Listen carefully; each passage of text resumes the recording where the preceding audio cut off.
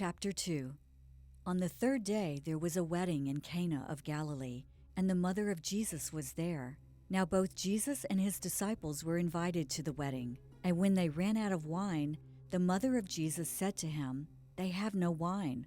Jesus said to her, "Woman, what does your concern have to do with me? My hour has not yet come." His mother said to the servants, "Whatever he says to you, do it." Now there were set there 6 water pots of stone, according to the manner of purification of the Jews, containing 20 or 30 gallons apiece. Jesus said to them, "Fill the water pots with water," and they filled them up to the brim. And he said to them, "Draw some out now and take it to the master of the feast." And they took it.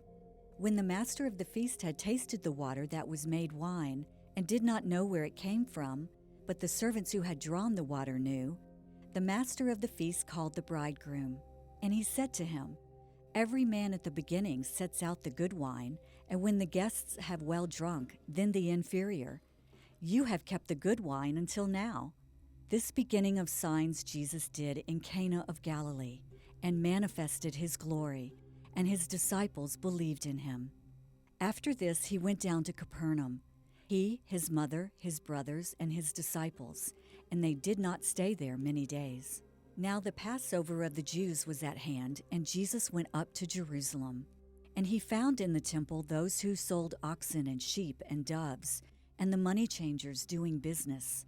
When he had made a whip of cords, he drove them all out of the temple, with the sheep and the oxen, and poured out the changers' money, and overturned the tables. And he said to those who sold doves, "Take these things away. Do not make my Father's house a house of merchandise." Then his disciples remembered that it was written, "Zeal for your house has eaten me up."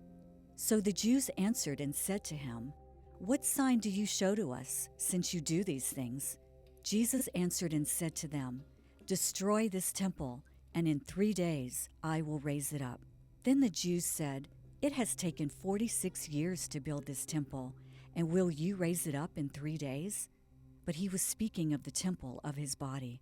Therefore, when he had risen from the dead, his disciples remembered that he had said this to them, and they believed the scripture and the word which Jesus had said.